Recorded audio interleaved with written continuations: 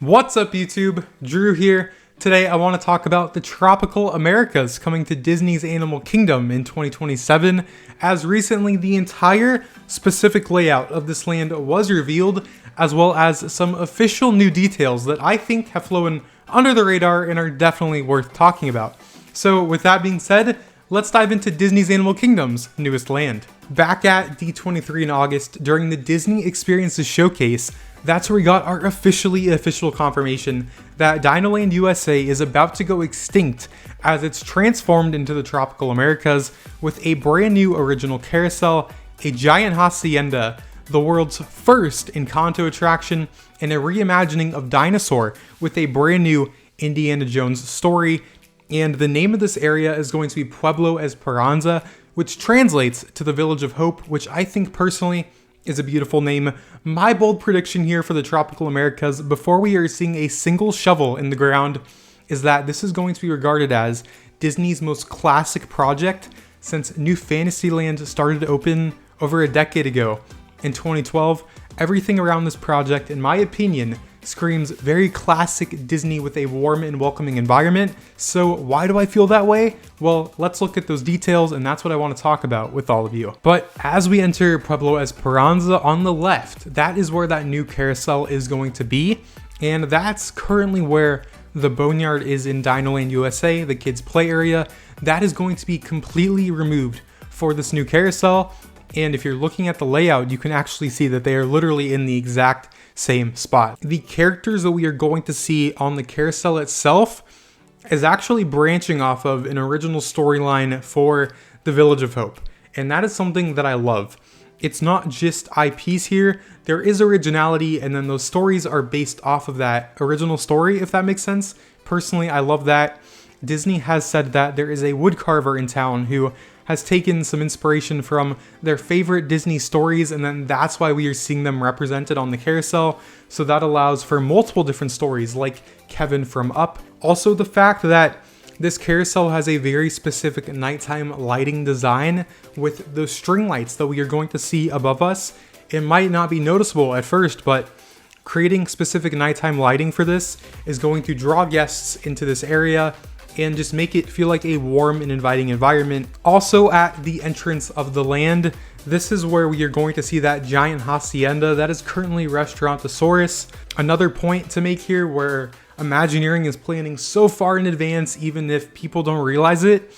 Just recently on stage at D23 in Brazil, Josh D'Amaro has already said that he has tasted some of the food options that Disney is working on and looking at bringing to life here at this hacienda. And you'll also find a big, beautiful hacienda that will reflect the food and the culture of the region.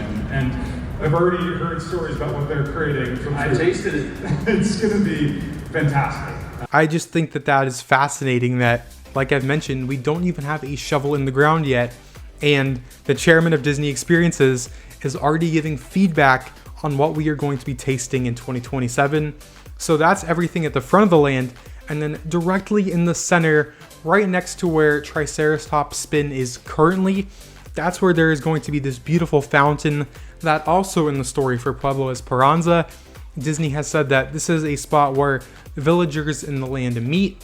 And while it's not confirmed yet, my hope is that Disney actually has some live entertainment here to add on to that story. If Disney has actual villagers here who in the story live in this village, I think that that's just such a simple way to add authenticity, but also add some entertainment for guests, even if they aren't going on one of the 3 attractions in the land. And moving on to the first ever Encanto attraction, that is the big addition for this 11-acre land. Well, if you look at this official document from Imagineering, that confirms how big this show building is going to be, which is crazy. This is actually going to go into current backstage space, and the entrance for this Encanto attraction is going to be where Triceratops Spin and those Fossil Fun Carnival games currently are. That's why we are seeing that part of DinoLand close first, because that's the only new show building that Imagineering has to build from the ground up. So from this construction time from 2025 to 2027, that is undoubtedly going to be the biggest construction part of this project here. And the big detail for the Encanto attraction that nobody is talking about is that as we are walking up to the casita, well, we aren't actually going to be walking on that main pathway, similar to the Haunted Mansion out here, Walt Disney World, where you have that main doorway that is there and is visible. It's just for show and you don't actually enter through that. That is going to be the same for the Encanto attraction, because in that document we can see the pathways going to the left, taking us into the indoor queue. Thankfully, this queue is mostly going to be indoors with the Florida heat. That's a nice thing, but specifically the fact that the casita is going to be staged above to where it's going to be raised, so it's staged beautifully, and also the fact that it's going to be moving to where what we saw in the movie where it reacts to the Madrigal family with its magic.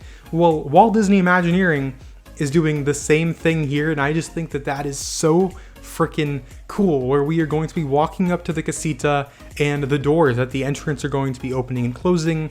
The windows and the shutters, well, those are going to be moving as well.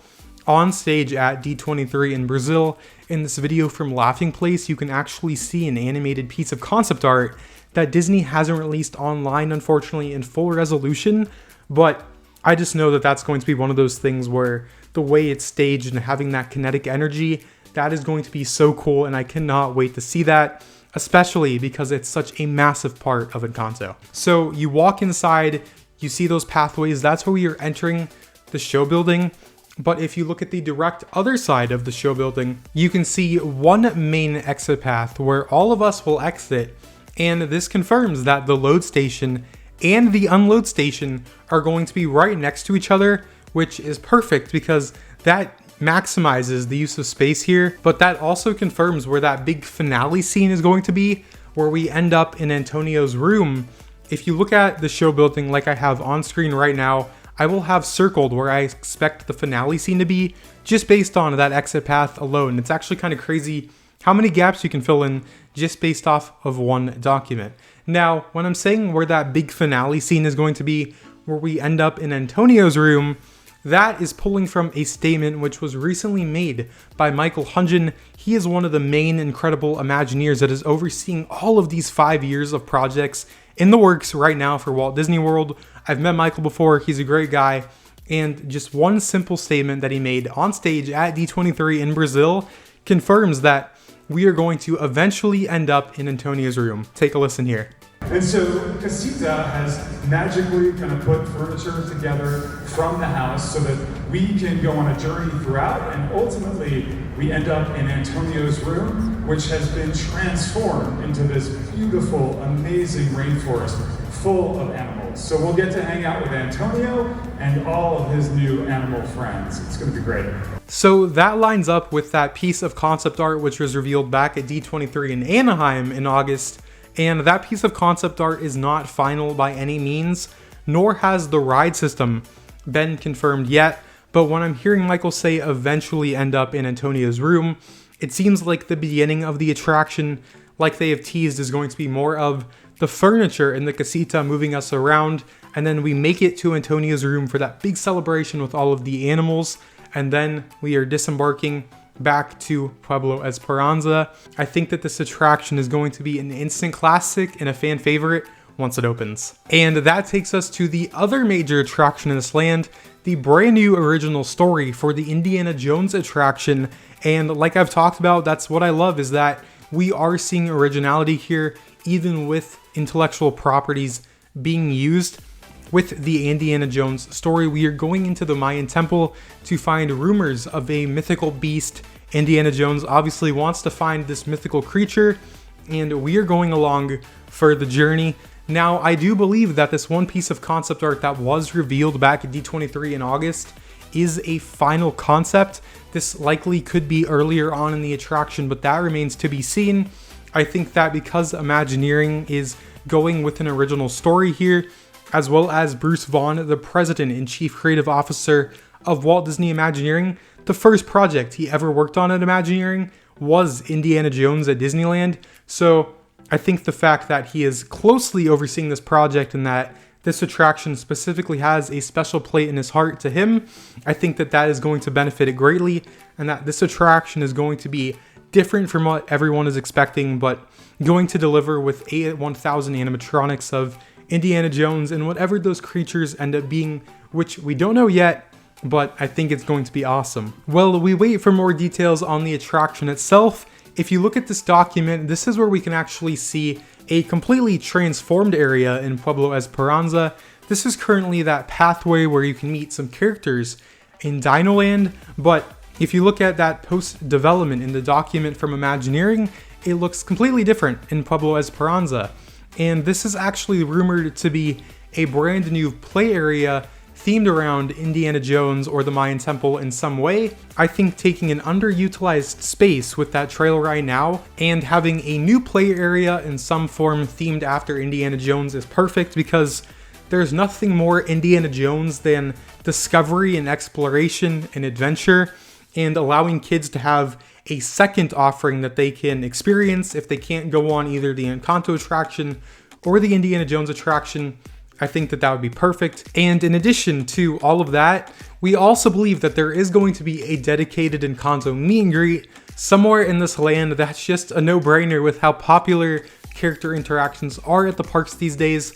Whether that's somewhere where we currently have Chester and Hester's Dinosaur Treasures, that could be transformed to a meet and greet space, but it is a possibility, and I did want to mention it for now as we wait on more official details from Disney. Again, if you aren't subscribed here on YouTube or following me over on Twitter at DrewDisneyDude, make sure to do so, as I will be bringing all of the updates on this project as work gets underway this January. I am very excited for this one, as I've mentioned multiple times throughout this video. Let me know in the comments down below what you are most excited for, and I will see you all in my next video.